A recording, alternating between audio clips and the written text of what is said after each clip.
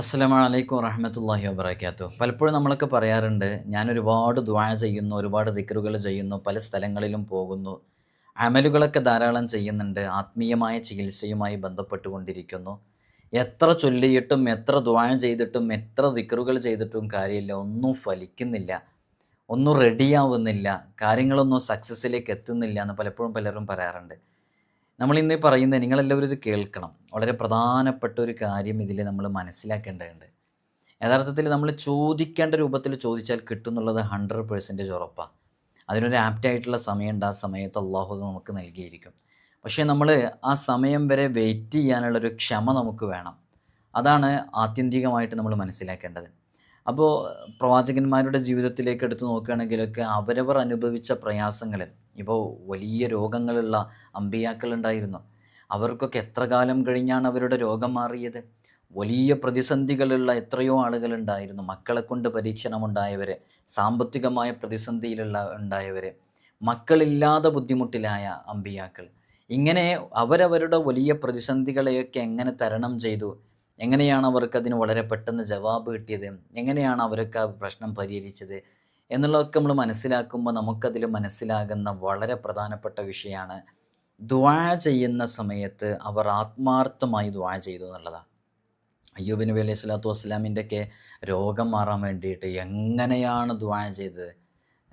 വിശുദ്ധ ഖുർആൻ ആ ദുആഇനെ എടുത്തു പറയുക തന്നെ ചെയ്യുന്നുണ്ട്. അപ്പോൾ നമ്മൾ അള്ളാഹുവിനോട് ദുആ ചെയ്യുമ്പോൾ പാലിക്കേണ്ട ചില മര്യാദകളും അദബുകളും ഉപാധികളൊക്കെയുണ്ട്. അതൊക്കെ കൃത്യമായി പാലിച്ചനുസരിച്ച് ചെയ്യുമ്പോഴാണ് നമുക്കതിന് ഫലം ഉണ്ടായിരിക്കുക എന്നുള്ളതാണ്.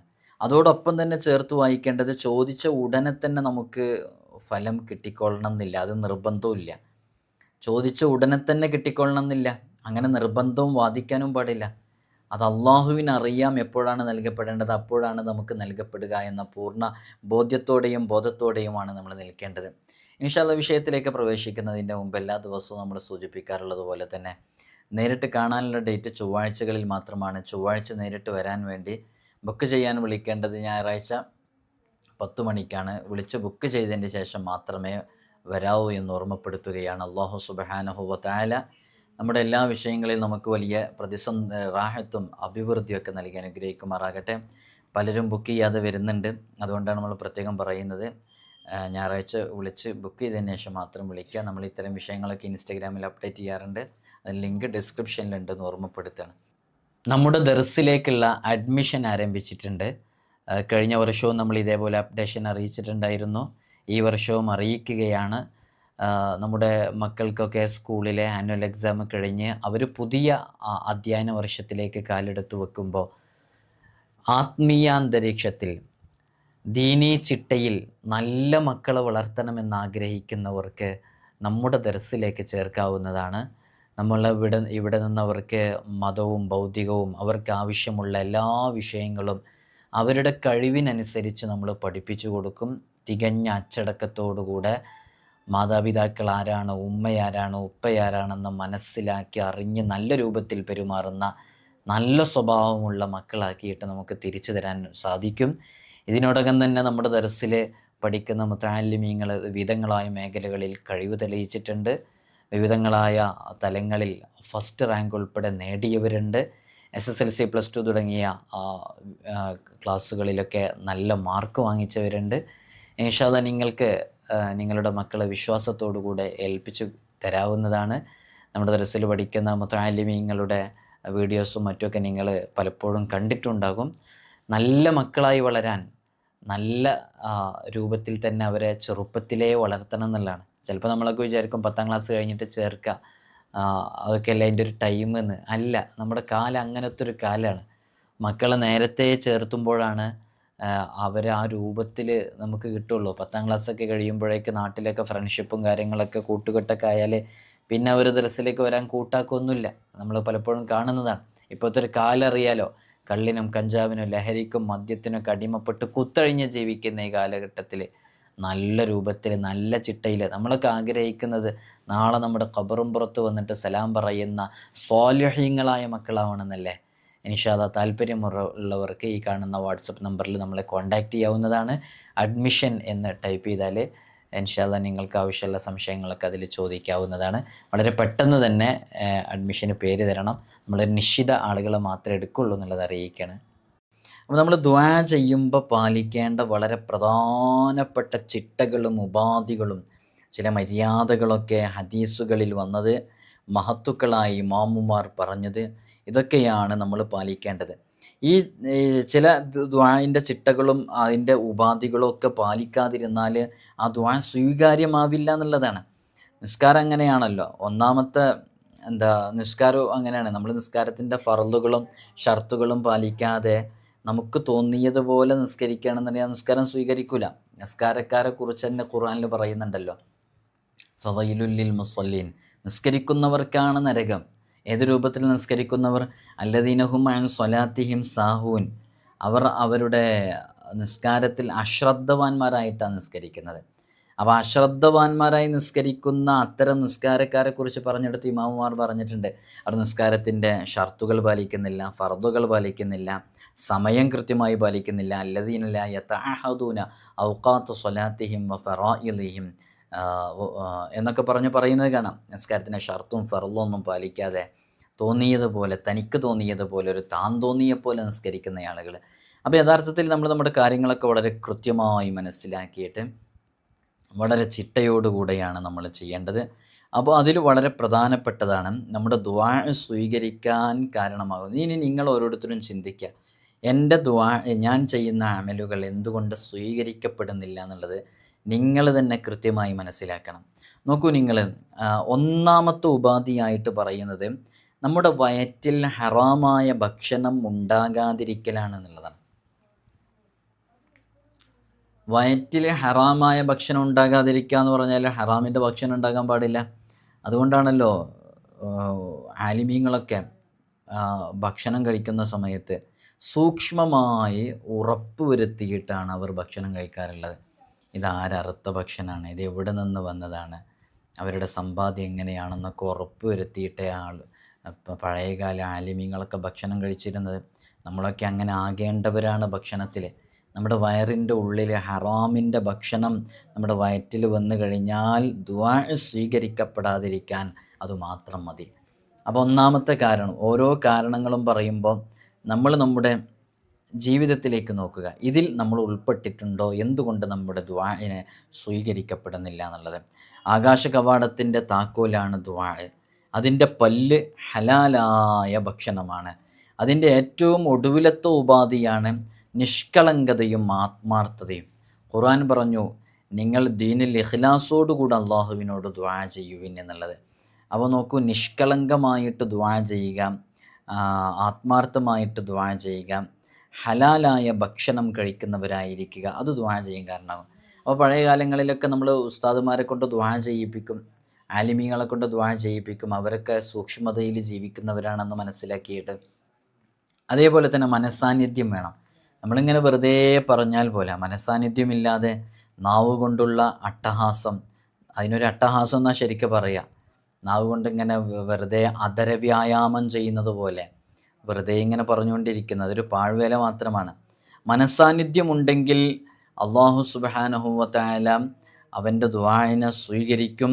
ആ മനസ്സാന്നിധ്യം അതവന് ശുപാർശകനായി മാറും. ഇത്തരം വിഷയങ്ങളൊക്കെ മഹത്തുക്കൾ നമ്മെ പഠിപ്പിച്ചിട്ടുണ്ട്.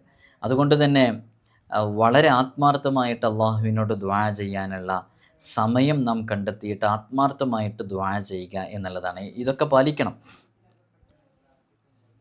അശ്രദ്ധമായ മനസ്സിൽ നിന്നും ബോധമില്ലാത്ത ഹൃദയത്തിൽ നിന്നുള്ള ദുആ അള്ളാഹു സ്വീകരിക്കില്ല. വിനയവും അച്ചടക്കവും താഴ്മയുമാണ് മറ്റൊരു ഉപാധി. ദുആ ചെയ്യുമ്പോൾ വിനയാന്വിതനായിട്ടാണ് ദുആ ചെയ്യേണ്ടത്, താഴ്മയോടുകൂടെയാണ് ദുആ ചെയ്യേണ്ടത്. അശ്രദ്ധമായ ഹൃദയത്തിൽ നിന്നുള്ള ദുആ അല്ലാഹു സുബ്ഹാനഹു വ തആല സ്വീകരിക്കുകയില്ല എന്നുള്ളതാണ് നമ്മൾ മനസ്സിലാക്കേണ്ടത്. ദുആ ചെയ്യുമ്പോൾ ചില ഷർത്തുകളൊക്കെ പാലിക്കേണ്ടതായിട്ടുണ്ട്. പാപങ്ങളിൽ മുഴുകിക്കൊണ്ടിരിക്കേ ദുആ സ്വീകരിക്കില്ല. പാപങ്ങളിൽ മുഴുകിക്കൊണ്ടിരിക്കേ ദുആ ചെയ്യാതിരിക്കുക, അപ്പോഴത്തെ ദുആ സ്വീകരിക്കില്ല. പാപങ്ങൾ ചെയ്യാമെന്നല്ല, പാപങ്ങളിൽ നിന്ന് വെടിഞ്ഞു നിന്ന് അള്ളാഹുവിനോട് ദുആ ചെയ്യുകയാണ് വേണ്ടത്. മുത്തനബി സല്ലല്ലാഹു അലൈഹി വസല്ലം തങ്ങൾ പറയുന്നുണ്ട്, ജനങ്ങളിൽ വെച്ച് ഏറ്റവും വലിയ വിഡ്ഢി ആരാണെന്നറിയോ? അവർ ദോഷങ്ങളിലും പാപങ്ങളിലും മുഴുകിക്കൊണ്ട് തന്നെ തൗബ ചെയ്യാൻ ആഗ്രഹിക്കുന്നവനാണ്. തെറ്റുകളിലായി നമുക്കൊക്കെ പറയുമ്പോൾ ഒരു പേടിയും ഇതൊക്കെ വേണം. നമ്മളിങ്ങനെ തൗബ ചെയ്യുന്ന സമയത്ത്, തൗബ മനസ്സോടുകൂടി ഇസ്തിഗ്ഫാർ ചൊല്ലുന്ന സമയത്തൊക്കെ ദോഷങ്ങളിൽ ഇങ്ങനെ നിലനിന്നുകൊണ്ടാണിത് ചെയ്യുന്നതെന്നുണ്ടെങ്കിൽ വല്ലാത്ത അപകടം തന്നെയാണ്. ഒരിക്കൽ അള്ളാഹു സുബ്ഹാനഹു വ തആല നമ്മുടെ ചോദ്യത്തിന് ഒരിക്കലെങ്കിലും ഉത്തരം നൽകുമെന്നുള്ള ശുഭാപ്തി എപ്പോഴും നമുക്കുണ്ടായിക്കൊണ്ടേയിരിക്കണം. ആ ശുഭാപ്തിയോടുകൂടെയാണ് നമ്മളെ ജീവിതം എപ്പോഴും മുന്നോട്ട് കൊണ്ടുപോകേണ്ടത്. നമ്മൾ വളരെയധികം ശ്രദ്ധിക്കേണ്ടത്, ഉത്തരം കിട്ടുമെന്ന് ഉറപ്പിച്ച് നമ്മൾ അള്ളാഹു നമുക്ക് ഉത്തരം നൽകുമെന്നുള്ള ഉറപ്പോടുകൂടെയാണ് നമ്മൾ ദുആ ചെയ്യേണ്ടത്. അപ്പോൾ ആ ഉറപ്പിന് ഒരു മാറ്റം ഉണ്ടാകാൻ പാടില്ല. ദുആ ചെയ്ത് കഴിഞ്ഞ് ഒരു മാസം കഴിഞ്ഞ് നമുക്ക് ഉത്തരം കിട്ടിയില്ല, അപ്പോൾ ആ ഉറപ്പിന് അവിടെയും കോട്ടം പറ്റരുത്. കാരണം നമ്മളെപ്പോഴും മനസ്സിലാക്കേണ്ടത്, അള്ളാഹുവിനറിയാം നമ്മൾ ചോദിച്ച കാര്യം എപ്പോഴാണ് നൽകേണ്ടതെന്ന്. ആ നൽകുന്ന സമയത്ത് അള്ളാഹു നമുക്കത് നൽകിയിരിക്കും എന്നുള്ള ഒരു പ്രതീക്ഷയാണ് നമുക്കെപ്പോഴും വേണ്ടത്. അപ്പോൾ ആ പ്രതീക്ഷയിൽ മനം മടുക്കാതെ അള്ളാഹുവിനോട് എപ്പോഴും ദുആ ചെയ്തുകൊണ്ടേയിരിക്കാം. മടുപ്പോടുകൂടെയുള്ള ദുആ അത് സ്വീകരിക്കപ്പെടുകയില്ല. അത് ആത്മാർത്ഥമായിട്ട് ദുആ ചെയ്യുക തന്നെ വേണം. അള്ളാഹു സുബ്ഹാനഹു വ തആല നമുക്ക് തൗഫീഖ് നൽകി അനുഗ്രഹിക്കുമാറാകട്ടെ. ഒരിക്കലും യഹ്യ ബിൻ മുആദ് റളിയല്ലാഹു അൻഹുവിനോട് ഒരാൾ ചോദിക്കുന്നുണ്ട്, അങ്ങ് ഞങ്ങൾക്ക് വേണ്ടി ദുആ ചെയ്യുകയില്ലേ എന്ന്. അപ്പോൾ മഹാനവറുകൾ പറയുന്നു, പാപിയായിരിക്കെ ഞാനെങ്ങനെ നിങ്ങൾക്ക് വേണ്ടി ദുആ ചെയ്യും? അപ്പോൾ അള്ളാഹു അത്യുദ്ധരനായിരിക്കെ ഞാനെങ്ങനെ ദുആ ചെയ്യാതിരിക്കും? അവിടെ നമ്മളത് അല്ലാഹുമ്മ മഗ്ഫിറത്തുക ഔസഉ മിൻ ദുനൂബിന വറഹ്മത്തുക അർജാ ഇൻദനാ മിൻ അഅമാലിന. നമ്മുടെ ദോഷങ്ങൾ വലിയ ദോഷങ്ങളാണ്. മഗ്ഫിറത്ത്, അള്ളാഹുവിൻ്റെ മഗ്ഫിറത്ത്, അള്ളാഹു പുറത്തു കൊടുക്കുക എന്നുള്ള സംഭവം അത് വളരെ വിശാലമായി കിടക്കുന്നതാണ്. നമ്മൾ പാപങ്ങളിൽ മുഴുകിക്കൊണ്ടിരിക്കുമ്പോൾ നമ്മൾ അള്ളാഹുവിനോട് ചോദിക്കുന്ന സമയത്ത് എങ്ങനെ നമ്മൾ ചോദിക്കുക എന്നുള്ള ലജ്ജ നമുക്കുണ്ട്, ചോദിക്കാനുള്ള അർഹതയില്ല.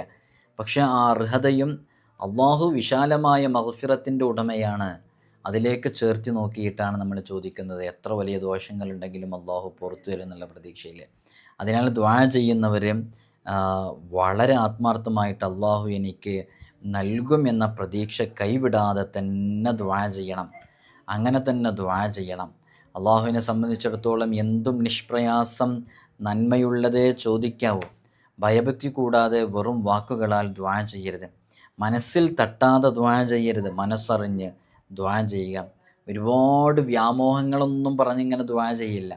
നമുക്ക് ദുനിയാവിലും ആഖിറത്തിലും വിജയിക്കാൻ കാരണമാകുന്ന പരലോക സംബന്ധമായ വിഷയങ്ങൾ കൂടുതൽ ഉൾപ്പെടുത്തിക്കൊണ്ട് ദുആ ചെയ്യുക. മുത്തനബി സല്ലല്ലാഹു അലൈഹി വസല്ലം തങ്ങൾ പറഞ്ഞിട്ടുണ്ട്, കർമ്മമില്ലാത്തവൻ്റെ ദുആ അമ്പില്ലാതെ എയ്യുന്നത് പോലെയാണ്. ഒരു പ്രധാന കാര്യത്തിനുള്ള ദുആയ്ക്ക് മുമ്പ് വുളൂ ചെയ്യുകയും കുളിക്കുകയും വേണം. എന്നിട്ട് ഖിബിലക്ക് മുന്നിട്ട് സ്വന്തത്തിന് വേണ്ടി ആദ്യം ദുആ ചെയ്യണം. 2 കൈകളും ചുമലോളം ഉയർത്തിപ്പിടിക്കണം. അങ്ങനെയാണ് ദുആ ചെയ്യേണ്ടത്. നമ്മൾ ദുആ ചെയ്യുമ്പോൾ പാലിക്കേണ്ട അദബുകൾ ചർച്ച ചെയ്യാണ് നമ്മൾ.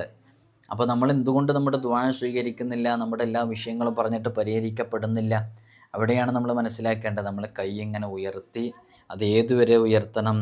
അത് മുത്തുനബി സല്ലല്ലാഹു അലൈഹി വസല്ലം തങ്ങൾ ചുമലോളം ഉയർത്തിപ്പിടിച്ചിരുന്നു എന്ന് കാണാം ഹദീസിൽ. സഈദ് ബിനുൽ മുസയ്യബ് റളിയല്ലാഹു അൻഹു റിപ്പോർട്ട് ചെയ്യുന്ന ഹദീസിൽ കാണാം, മദീനയിലെ ഹബീബായ തങ്ങൾ വന്നപ്പോൾ 2 കൈകളും അവിടുത്തെ കക്ഷങ്ങളുടെ രോമം കാണുന്നത് വരെ ഉയർത്തിപ്പിടിച്ചുകൊണ്ട് ദുആ ചെയ്തു. അബൂ ഹുറൈറയിൽ നിന്ന് റിപ്പോർട്ട് ചെയ്യുന്ന ഹദീസിൽ കാണാം, നബി സല്ലല്ലാഹു അലൈഹി വസല്ലം തങ്ങൾ മദീനയുടെ ഒരു വശത്തേക്ക് പോകുമ്പോൾ ഞാനും ഉണ്ടായിരുന്നു എന്ന് അബൂ ഹുറൈറ റളിയല്ലാഹു അൻഹു പറയണം. അവൻ നബി സല്ലല്ലാഹു അലൈഹി വസല്ലം തങ്ങൾ ഖിബിലിൻ്റെ ഭാഗത്തേക്ക് നിന്ന് 2 കൈകളും ഉയർത്തി. അവിടുത്തെ 2 ചുമലിൻ്റെ താഴെയുള്ള വെളുപ്പ് ഞാൻ കാണുന്നത് വരെ ഹബീബായ സല്ലല്ലാഹു അലൈഹി വസല്ലം തങ്ങൾ ഉയർത്തി. അപ്പോൾ നബി തങ്ങൾ ദുആ ചെയ്യുമ്പോൾ കൈ ഇങ്ങനെ ഉയർത്തിപ്പിടിച്ചാണ് ദുആ ചെയ്തിരുന്നത് എന്ന് കാണാം. അപ്പോൾ ആ വിശേഷണങ്ങളൊക്കെ മനസ്സിലായില്ലേ, ചുമലിൻ്റെ താഴെയുള്ള വെളുപ്പ് കാണുന്ന രൂപത്തിൽ. അപ്പോൾ അങ്ങനെ കൈ ഉയർത്തിയിട്ട് തന്നെ ദുആ ചെയ്യണം എന്ന് ആത്മാർത്ഥമായിട്ട് ദുആ ചെയ്യുമ്പോൾ ആ ദുആ അത് ആ ചിട്ടകളും അതൊക്കെ പാലിച്ചുകൊണ്ട് ദുആ ചെയ്യുക. ദുആ ചെയ്യുന്ന സമയത്ത് കൈവെള്ളകൾ 2ഉം മുഖത്തോട് നേരിടിക്കണം. കാൽമുട്ടുകൾ മടക്കി വെച്ച് അച്ചടക്കത്തോടെ ഇരിക്കണം. ചോദിക്കാനുള്ളത് 3 തവണ ചോദിക്കണം. ദുആ ചെയ്യുമ്പോൾ 3 തവണ ദുആ ചെയ്യണം. ഹബീബായ സല്ലല്ലാഹു അലൈഹി വസല്ലം തങ്ങൾ ദുആ ചെയ്യുമ്പോൾ 3 തവണ ദുആ ചെയ്യാറുണ്ട് എന്ന് ഹദീസുകളിൽ വന്നിട്ടുണ്ട്. അപ്പോൾ നമ്മൾ ചോദിക്കുന്ന സമയത്ത് 3 തവണ ദുആ ചെയ്യണം. അപ്പോൾ നമ്മൾ പറയുന്നതൊക്കെ 3 തവണ റിപ്പീറ്റ് ചെയ്ത് പറഞ്ഞുകൊണ്ടേ ഇരിക്കണം. അങ്ങനെ 3 തവണ ദുആ ചെയ്യുന്നൊരു പതിവ് മുത്തുനബി സല്ലല്ലാഹു അലൈഹി വസല്ലം തങ്ങൾക്കുണ്ട്. അള്ളാഹുവിനോട് അപേക്ഷിക്കുന്ന സമയത്ത് ദുആ ചെയ്യുമ്പോൾ 3 മുതൽ 7 തവണ വരെ അപേക്ഷിക്കാം, ദുആ ചെയ്യാം. 7 സമയത്തായിട്ട് ദുആയിൽ ഭക്തിയോടെ തൻ്റെ കൈകൾ നെഞ്ചിലേക്ക് അടുപ്പിച്ച് ഒരു മഹാസാധുവായ മനുഷ്യൻ ആദരവ് പ്രകടിപ്പിക്കുന്ന രൂപത്തിൽ ദുരിതത്തിലകപ്പെട്ട മിസ്കീനിൻ്റെ വിനയപ്രകടനം, അങ്ങേയറ്റത്തെ വിനയാന്വിതനായിട്ട് ഞാൻ പാപിയാണ് അല്ലാ, ഞാൻ സാധുവാണ് റബ്ബേ, ഞാൻ ഒന്നിനും കൊള്ളാത്തവനാണ്. അങ്ങനെയാണ് പൂർവ്വകാലങ്ങളിലെ പൂർവ്വസൂരികളുടെയൊക്കെ ജീവിതശൈലി. അവരൊക്കെ ഒരുപാട് ഇബാദത്തുകൾ ചെയ്തവരാണ്, എന്നിട്ടും അവർ ദുആ ചെയ്യുന്നത് എന്താ? ഞാൻ പാപിയാണ്, ഞാൻ മോശക്കാരനാണ്, എന്നെക്കൊണ്ടൊന്നും കൊള്ളാത്തവനാണ്, ഞാൻ ഒരു വിഷയവും നിനക്ക് വേണ്ടി ഇബാദത്തൊന്നും ചെയ്തിട്ടില്ല എന്നൊക്കെ പറഞ്ഞു. പക്ഷെ അവരൊക്കെ രാത്രി മുഴുവൻ നിന്ന് നിസ്കരിക്കുന്നവരായിരിക്കും. എന്നിട്ടും അവർ പറയുന്നത് എന്താ? ഞാൻ പാപിയാണ്, ദോഷിയാണ്. അവർ ജീവിതത്തിൽ ഒരിക്കലും ഹറാം എന്ന് പറഞ്ഞ സംഭവത്തിലേക്ക് ഇറങ്ങിയിട്ടുണ്ടാവില്ല. കറാഹത്ത് പോലും ജീവിതത്തിൽ ചെയ്യാത്ത ആളുകളായിരിക്കും ദുആ ചെയ്യുന്നത്.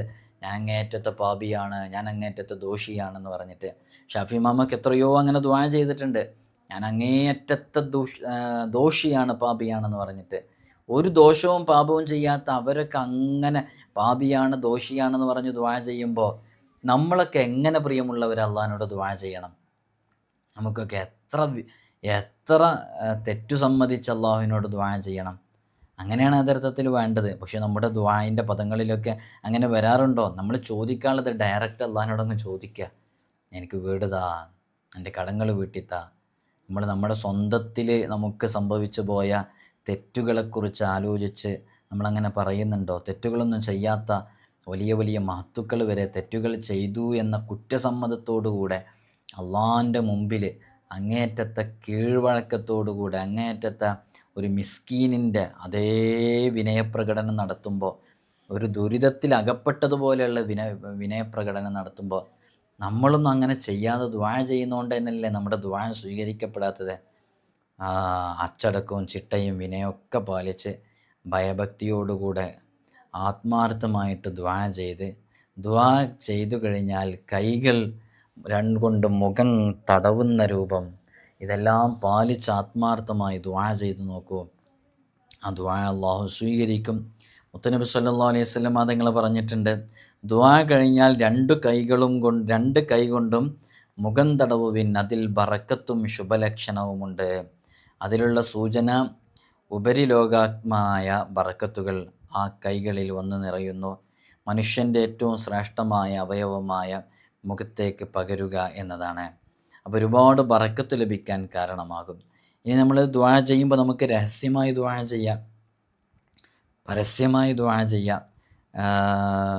സക്കരിയ നബി അലൈഹി സ്വലാത്തു വസ്സലാമിനെ പറ്റി വിശുദ്ധ ഖുർആൻ പറഞ്ഞ സ്ഥലത്ത് രഹസ്യമായി പ്രാർത്ഥിച്ച ദുആ ചെയ്ത ഘട്ടത്തിൽ എന്ന് പറയുന്നുണ്ട്. അപ്പോൾ രഹസ്യമായിട്ട് ദുആ ചെയ്യാം, പരസ്യമായിട്ട് ദുആ ചെയ്യാം, കൂട്ടമായിട്ട് ദുആ ചെയ്യാം. ഒരുപാട് നല്ല നല്ല പ്രവർത്തനങ്ങൾ ചെയ്തതിൻ്റെ ഉടനെ ദുആ ചെയ്യാം.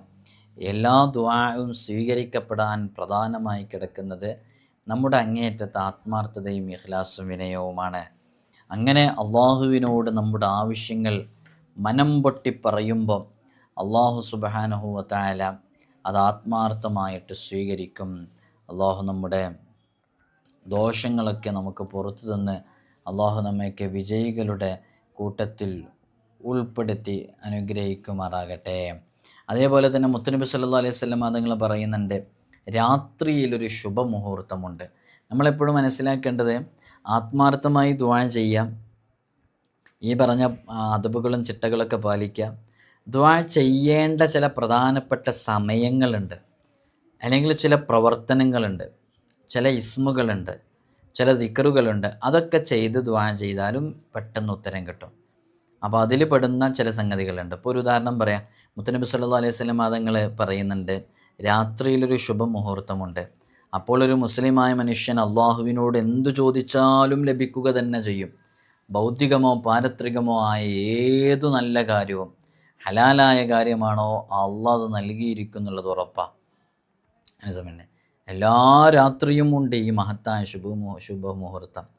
അപ്പോൾ ആ സമയം അറിയാൻ ഉദ്ദേശിച്ചാൽ നീ ഉറങ്ങാൻ കിടക്കുന്ന സമയത്ത് ഈ ആയത്തുകൾ ഓതണം. ഇന്നല്ലദീന ആമനു വഅമിലു സ്വാലിഹാത്തി കാനത് ലഹും ജന്നാത്തുൽ ഫിർദൗസി നുസുല, ജന്നാത്തുൽ ഫിർദൗസി നുസുല എന്നത് മുതൽ അൽ കഹ്ഫിൻ്റെ അവസാനം വരെ. അപ്പോൾ രാത്രിയിലൊരു പ്രധാനപ്പെട്ട സമയമുണ്ട്. ആ സമയത്ത് എന്തു ചോദിച്ചാലും അള്ളാഹു നൽകും എന്ന് പറഞ്ഞില്ലേ. ആ നൽകുന്ന ആ സമയം ഏതാണ് എന്ന് അറിയാൻ ഉദ്ദേശിക്കുന്നുവെങ്കിൽ കിടന്നുറങ്ങാൻ നിൽക്കുന്ന സമയത്ത് ഇന്നല്ലദീന ആമനു വഅമിലു സ്വാലിഹാത്തി കാനത് ലഹും ജന്നാത്തുൽ ഫിർദൗസി നുസുല എന്ന് തുടങ്ങിയിട്ട് അൽ കഹ്ഫ് അവസാനം വരെ ഓതി അള്ളാഹു സുബ്ഹാനഹു വ തആല ശുഭമുഹൂർത്തത്തിൽ നിന്നെ ഉണർത്തും. ആ മുഹൂർത്തത്തിൽ നീ അള്ളാഹുവിനോട് ചോദിച്ചാൽ ഉത്തരം നൽകപ്പെടും എന്നുള്ളതാണ്. ജിബ്രീൽ അലൈഹി സ്വലാത്തു വസ്സലാം പറയുന്നുണ്ട്, പാതിരക്ക് അർശ് കുലുങ്ങുന്നത് ഞാൻ കാണുന്നു എന്ന് മഹാനരായ ജിബ്രീൽ അലൈഹി സ്വലാത്തു വസ്സലാം പറയുന്നുണ്ട്. അപ്പോൾ ജനങ്ങളിലെല്ലാം വല്ലാതെ ഉറക്കെ ദുആ ചെയ്യുന്നത് കണ്ടപ്പോൾ മുത്തുനബി സല്ലല്ലാഹു അലൈഹി വസല്ലം തങ്ങൾ ഒരിക്കൽ പറഞ്ഞു, നിങ്ങളോട് ദയ കാണിക്കുവിൻ. നിങ്ങൾ സൗകര്യം പറയുന്നത് നിങ്ങൾ ഈ ഇത്തരം വിഷയങ്ങളൊക്കെ നിങ്ങൾ ചെയ്യുന്നത് കേൾക്കാത്ത ഒരാളോടല്ല, നിങ്ങൾ അള്ളാഹുവിനോടാണ് പറയുന്നത്. അതുകൊണ്ട് നിങ്ങളിങ്ങനെ അട്ടഹസിച്ച് ആത്മാർത്ഥത നഷ്ടപ്പെടുന്നതുമായി ബന്ധപ്പെട്ട് നിങ്ങൾ ആ രൂപത്തിൽ ചെയ്യരുത് എന്നുള്ളതാണ്. അതുകൊണ്ട് തന്നെ ആത്മാർത്ഥമായി ചെയ്യുക എന്നുള്ളതാണ് നമ്മൾ മനസ്സിലാക്കേണ്ടത്. ആവശ്യമുള്ള കാര്യങ്ങൾക്ക് മാത്രം അള്ളാഹുവിനോട് ചോദിക്കുക എന്നത് ദുആഇൻ്റെ ഷർത്തുകളിൽപ്പെട്ടതാണ്. മറ്റുള്ളവരെ ഉപദ്രവിക്കാനോ മറ്റുള്ളവനെ വേദനിപ്പിക്കാനോ അത്തരം ആവശ്യമില്ലാത്ത സംഗതികളിലേക്കൊന്നും നമ്മൾ ഇറങ്ങരുത്.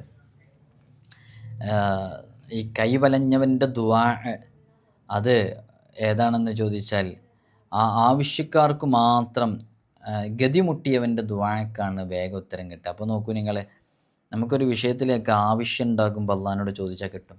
നമ്മൾ കൈവലഞ്ഞവനാണ്, നമ്മൾ നിരാശ്രയനാണ്, നമ്മൾ നിരാലംബനാണ്, നമ്മുടെ ദുആ അള്ളാഹു സ്വീകരിക്കും. അപ്പോൾ അത്യാവശ്യ ഘട്ടമെന്നാൽ ഒരു മുങ്ങിച്ചാവാൻ പോകുന്നവനെ പോലെ സഹായത്തിന് അടിയന്തരാവശ്യക്കാരനാവുക. മരുഭൂമിയിൽ ഒത്ത നടുവിൽ കുടുങ്ങിയവനെ പോലെ ദുആ ചെയ്യുന്നവൻ ആത്മാർത്ഥതയും അള്ളാഹുവിൽ അവലംബവുമാക്കുക. ആവശ്യവും അത്യാവശ്യമുള്ള കാര്യം ചോദിക്കുമ്പോഴേ നമുക്ക് ആത്മാർത്ഥത ഉണ്ടാവുള്ളൂ. അതുകൊണ്ടാണ് അതൊരു ഷർത്തായിട്ട് എണ്ണിയിട്ടുള്ളത്. ഇപ്പം മരുഭൂമിയുടെ ഒത്ത നടുവിൽ എവിടേക്ക് പോയാലും അറ്റം കണ്ടെത്താൻ സാധിക്കുന്നില്ല. ഏത് ദിശയിലേക്ക് പോയി കഴിഞ്ഞാലും അവിടെ കിലോമീറ്ററുകളോളം സഞ്ചരിക്കണം. ആ സഞ്ചാരത്തിനൊടുവിൽ മരുഭൂമിയിലെ ശക്തമായ ചൂടിനിടയിൽ വെള്ളം കിട്ടാതെ മരിച്ചു പോകാനും സാധ്യതയുണ്ട് ഏത് ദിശയിലേക്ക് പോയാലും. അപ്പം അത് കുടുങ്ങിയ സമയമാണ്. കൈവലഞ്ഞവൻ അത് ഗതിമുട്ടിയ സമയമാണ് അല്ലേ. ഇനിയൊരു ഓപ്ഷൻ അവൻ്റെ മുമ്പിലില്ല. അത്തരം സന്ദർഭത്തെ മനസ്സിൽ കണ്ടുകൊണ്ട് അള്ളാഹുവിനോട് ആത്മാർത്ഥമായി ദുആ ചെയ്യാം. ഇനി ദുആക്ക് ഇജാബത്ത് കിട്ടുന്ന ചില പ്രത്യേക സന്ദർഭങ്ങളും സമയങ്ങളും ഉണ്ട്. നിങ്ങൾ നോക്കൂ, വിശുദ്ധ ഖുർആൻ ഖത്മ് തീർത്താൽ ദുആ ചെയ്യൽ വളരെയധികം സുന്നത്തുണ്ട് എന്നുള്ളതാണ്.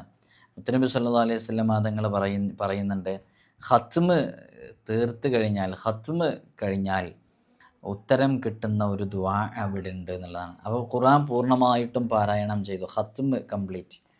അങ്ങനെ ആക്കിക്കഴിഞ്ഞാൽ ഉടനെ ദുആ ചെയ്യുമ്പോൾ ആ ദുആക്ക് ഇജാബത്തുണ്ട്. അള്ളാഹു നമുക്ക് തൗഫീഖ് നൽകട്ടെ. അതേപോലെ തന്നെ നബി സല്ലല്ലാഹു അലൈഹി വസല്ലം തങ്ങൾ പറയുന്നുണ്ട്, ഖുർആൻ ഓതുകയും അള്ളാഹുവിനെ സ്തുതിക്കുകയും സ്വലാത്ത് ചൊല്ലുകയും ചെയ്തു കഴിഞ്ഞാൽ അള്ളാഹുവിനോട് ഉടനെ തന്നെ ഖൈറായ കാര്യങ്ങൾ ചോദിക്കുക, അള്ളാഹു ദുആ സ്വീകരിക്കുന്നുള്ളതാണ്. അപ്പോൾ കുറച്ച് സമയങ്ങൾ പറഞ്ഞല്ലോ. മുത്തനബി സല്ലല്ലാഹു അലൈഹി വസല്ലം തങ്ങൾ നിസ്കാരത്തിൽ ദുആ ചെയ്യാൻ എനിക്കൊരു ദുആ പഠിപ്പിച്ചു തരണം എന്ന് നബി സല്ലല്ലാഹു അലൈഹി വസല്ലം തങ്ങളോട് ഒരാൾ ചോദിക്കാൻ. അപ്പോൾ നബി തങ്ങൾ പറഞ്ഞു, അല്ലാഹുമ്മ ഇന്നി ളലംതു നഫ്സി ളുൽമൻ കബീറൻ കസീറൻ വലാ യഗ്ഫിറു ദുനൂബ ഇല്ലാ അൻത ഫഗ്ഫിർ ലി മഗ്ഫിറതൻ മിൻ ഇൻദിക ഇന്നക അൻതൽ ഗഫൂറുർ റഹീം. ഈ ദുആ നിങ്ങൾ ചൊല്ലാറുണ്ടോ? നമ്മളൊക്കെ ദർസുകളിലൊക്കെ പഠിക്കുന്ന സമയത്തെ പഠിച്ചതാണ്. നമ്മുടെ മുതഅല്ലിമീങ്ങൾക്കൊക്കെ നമ്മൾ പഠിപ്പിച്ചു കൊടുക്കുന്നതാണ്. ഈ ദുആ നിസ്കാരത്തിൽ ദുആ ചെയ്യാൻ നബി സല്ലല്ലാഹു അലൈഹി വസല്ലം തങ്ങൾ സ്വഹാബാക്കൾക്ക് പഠിപ്പിച്ചു കൊടുത്തതാണ്. വളരെ ആത്മാർത്ഥമായിട്ട് ദുആ ചെയ്യുമ്പോൾ അള്ളാഹു ദുആ സ്വീകരിക്കും എന്നുള്ളതാണ്. പ്രാർത്ഥനയുടെ ദുആഇൻ്റെ അവസാന ഭാഗത്ത് സുബ്ഹാന റബ്ബിക റബ്ബിൽ ഇസ്സത്തി അമ്മാ യസിഫൂൻ എന്ന് കൊണ്ടുവരിക, അല്ലെങ്കിൽ സുബ്ഹാന റബ്ബിന റബ്ബിൽ ഇസ്സത്തി അമ്മാ യസിഫൂൻ എന്ന് കൊണ്ടുവരിക. ഇങ്ങനെ കൊണ്ടുവന്നു കഴിഞ്ഞാൽ അവിടെ അത് ദുആക്ക് ഇജാബത്ത് കിട്ടാൻ കാരണമാകുമെന്ന് മഹാന്മാർ പറയുന്നുണ്ട്. അപ്പോൾ ദുആക്ക് ഇജാബത്ത് കിട്ടാൻ കാരണമാകുന്ന കാര്യങ്ങൾ അത് ഉൾപ്പെടുത്തി ആത്മാർത്ഥമായിട്ട് നമ്മളോട് ആവശ്യമുള്ള വിഷയങ്ങൾ മാത്രം അള്ളാഹുവിനോട് ചോദിച്ച് ദുആ ചെയ്യുമ്പോൾ ദുആ വളരെ പെട്ടെന്ന് സ്വീകരിക്കപ്പെടും എന്നുള്ളതാണ്. അലിയാർ തങ്ങൾ പറയുന്നുണ്ട്, വല്ലവനും ഖിയാമത്ത് നാളിൽ പുണ്യത്തിൻ്റെ പ്രതിഫലം സമ്പൂർണ്ണമായും അളന്നു കിട്ടാൻ ആഗ്രഹിക്കുന്നുവെങ്കിൽ അവസാന വാക്കുകൾ സുബ്ഹാന റബ്ബിക റബ്ബിൽ ഇസ്സത്തി അമ്മാ യസിഫൂൻ വസലാമുൻ അലൽ മുർസലീൻ വൽഹംദുലില്ലാഹി റബ്ബിൽ ആലമീൻ എന്നായിരിക്കട്ടെ എന്ന്. അപ്പോൾ ഓരോരോ സദസ്സിലൊക്കെ ഒരുമിച്ച് കൂടി ദുആ ചെയ്യുമ്പോൾ, നമ്മൾ ആർക്കെങ്കിലുമൊക്കെ ദുആ ചെയ്ത് കൊടുക്കുമ്പോൾ നമ്മൾ അവസാനമായിട്ട് നമ്മൾ ചൊല്ലേണ്ട വാക്ക് ഇതായിരിക്കണം. അതിൻ്റെ പ്രാധാന്യത എടുത്ത് സൂചിപ്പിക്കുന്നുണ്ട്. വലിയ നേട്ടമാണ്. ഖിയാമത്ത് നാളിലെ പരലോകത്ത് അവൻക്ക് വലിയ പ്രതിഫലം ലഭിക്കാൻ കാരണമാകും. കാണാതെ പഠിച്ചു വെച്ചോ. സുബ്ഹാന റബ്ബിക റബ്ബിൽ ഇസ്സത്തി അമ്മാ യസിഫൂൻ വസലാമുൻ അലൽ മുർസലീന വൽഹംദുലില്ലാഹി റബ്ബിൽ ആലമീൻ. ഇൻഷാ അല്ലാഹ്. അപ്പോൾ ദുആ ചെയ്യുമ്പോൾ നമ്മൾ പാലിക്കേണ്ട ചില പ്രധാനപ്പെട്ട വിഷയങ്ങളാണ് ഉൾപ്പെടുത്തിയിട്ടുള്ളത്. നിങ്ങളൊക്കെ നിങ്ങളുടെ ജീവിതത്തിലും ഇത് ആത്മാർത്ഥമായിട്ട് ഉൾപ്പെടുത്തുക. അള്ളാഹു നമ്മുടെ എല്ലാ വിഷയങ്ങളും വളരെ പെട്ടെന്ന് സ്വീകരിക്കപ്പെടാൻ അത് കാരണമാകുമെന്നുള്ളതാണ്. പ്രത്യേകിച്ച് സ്വതക്ക ചെയ്ത ഉടനെയുള്ള ദുആ, മറ്റുള്ളവർക്ക് നന്മ ചെയ്തുകൊണ്ടിരിക്കുന്ന സമയത്തുള്ള ദുആ, നമ്മൾ വേറൊരാളെ സഹായിച്ചുകൊണ്ടിരിക്കണം, വേറൊരാൾക്ക് ഹെൽപ്പ് ചെയ്തുകൊണ്ടിരിക്കണം. ആ ഹെൽപ്പ് ചെയ്തുകൊണ്ടിരിക്കുന്ന സമയത്ത് നമ്മൾ ദുആ ചെയ്യുമ്പോൾ ദുആ സ്വീകരിക്കും. കാരണം നമ്മൾ വേറൊരാളെ ഹെൽപ്പ് ചെയ്തുകൊണ്ടിരിക്കുമ്പോൾ യഥാർത്ഥത്തിൽ അള്ളാഹു നമ്മെ ഹെൽപ്പ് ചെയ്തുകൊണ്ടിരിക്കുകയാണ്, അള്ളാഹു നമ്മെ സഹായിച്ചുകൊണ്ടിരിക്കുകയാണ് എന്നുള്ള ആശയം ഹദീസിൽ നിന്ന് നമുക്ക് മനസ്സിലാക്കാവുന്നതാണ്.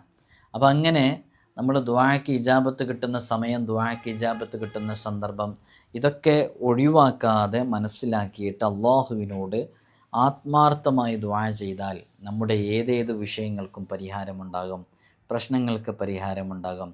തീരാത്ത കടങ്ങളുണ്ടോ, മാറാത്ത രോഗങ്ങളുണ്ടോ, വലിയ വലിയ പ്രതിസന്ധികളുണ്ടോ, തലക്കുമീതെ താങ്ങാനാകാത്ത വലിയ പ്രതിസന്ധികളുമായി വന്ന എത്രയോ സ്വഹാബാക്കൾ നമുക്ക് മുമ്പ് കടന്നുപോയി, എത്രയോ അമ്പിയാക്കൾ നമുക്ക് മുമ്പ് കടന്നുപോയി, എത്രയോ ഔലിയാക്കൾ നമുക്ക് മുമ്പ് കടന്നുപോയി. അവരൊക്കെ വലിയ വിജയത്തിലേക്കും വലിയ രക്ഷയിലേക്കും എത്തിയത് ഹബീബായ സ്വല്ലല്ലാഹു അലൈഹി വസല്ലം തങ്ങളുടെ മേലിൽ സ്വലാത്ത് ചൊല്ലിയിട്ടാണ്. വളരെ ശ്രേഷ്ഠതയുള്ള സ്വലാത്തുകളുണ്ട്. സ്വലാത്തുൽ ഇബ്രാഹിമിയ, സ്വലാത്തുൽ ഫാത്തിഹ്, സ്വലാത്തുൻ നാരിയ, സ്വലാത്തു തിബ്, സ്വലാത്തു താജ്, ഇങ്ങനെ തുടങ്ങിയിട്ടുള്ള സ്വലാത്തുകൾ ധാരാളമായിട്ട് ചൊല്ലുക. അതാണ് മഹാനരായ ഉബയ്യ് ഇബ്നു കഅബ് റളിയല്ലാഹു അൻഹുവിനോട് മുത്തുനബി സ്വല്ലല്ലാഹു അലൈഹി വസല്ലം തങ്ങൾ പറഞ്ഞത്, ഇദൻ യക്ഫീക ഹമ്മുദ്ദുനിയ ഇദൻ യക്ഫീക ഹമ്മദ്ദുനിയ വഹമ്മൽ ആഖിറ. നിൻ്റെ ദുനിയാവിലെയും ആഖിറത്തിലെയും സകല പ്രശ്നങ്ങൾക്കും ഹബീബായ സ്വല്ലല്ലാഹു അലൈഹി വസല്ലം തങ്ങളുടെ മേലിലുള്ള സ്വലാത്തുകൾ അത് മതിയാകുന്നതാണ്, അത് ധാരാളമാണ്. അങ്ങനെ ആ സ്വലാത്തുകൾ ചൊല്ലി അള്ളാഹുവിലേക്ക് നമ്മുടെ വിഷയങ്ങൾ പറഞ്ഞ് ദുആ ചെയ്യുക. പ്രത്യേകിച്ച് സ്വലാത്തുൻ നൂറുണ്ടല്ലോ, സ്വലാത്തുൽ ഫാത്തിമിയ, അല്ലാഹുമ്മ സ്വല്ലി അലൻ നൂരി വാഹിലി എന്ന് പറഞ്ഞിട്ടുള്ള സ്വലാത്ത്. ആ സ്വലാത്തൊക്കെ വളരെ ആത്മാർത്ഥമായിട്ട് ചൊല്ലുകയാണെങ്കിൽ നമ്മുടെ ഏത് പ്രതിസന്ധികൾക്കും വളരെ പെട്ടെന്ന് രക്ഷ ലഭിക്കാൻ അത് കാരണമാകും. അള്ളാഹു നമുക്ക് വലിയ ബറക്കത്ത് നൽകട്ടെ, അള്ളാഹു നമുക്ക് വലിയ ഇജാബത്ത് നൽകട്ടെ. ഇവിടെയൊക്കെ നേരിട്ട് വരുന്ന ഒരുപാട് മുഅ്മിനീങ്ങളും മുഅ്മിനാത്തുകൾ പ്രത്യേകം ദുആ കൊണ്ട് വസിയത്ത് ചെയ്തിട്ടുണ്ട്. അവരൊക്കെ അവരവരുടെ മനസ്സിൻ്റെ ഉള്ളിൽ പല നിയ്യത്തുകളും കരുതി ദുആ കൊണ്ട് ഏൽപ്പിച്ചിട്ടുണ്ട്. അള്ളാഹു അവരുടെയൊക്കെ എല്ലാ ഹലാലായ മുറാദുകളും ഹാസിലാക്കി കൊടുത്ത് അള്ളാഹു വിജയികളുടെ കൂട്ടത്തിൽ നാം ഏവരെയും ഉൾപ്പെടുത്തി അനുഗ്രഹിക്കുമാറാകട്ടെ. നിങ്ങൾ എനിക്കും എൻ്റെ കുടുംബത്തിനും ഉമ്മ ഉപ്പ ഉൾപ്പെടെയുള്ളവർക്കൊക്കെ ദുആ ചെയ്യണമെന്ന് വസിയത്ത് ചെയ്യുന്നു. അസ്സലാമു അലൈക്കും വറഹ്മത്തുള്ളാഹി.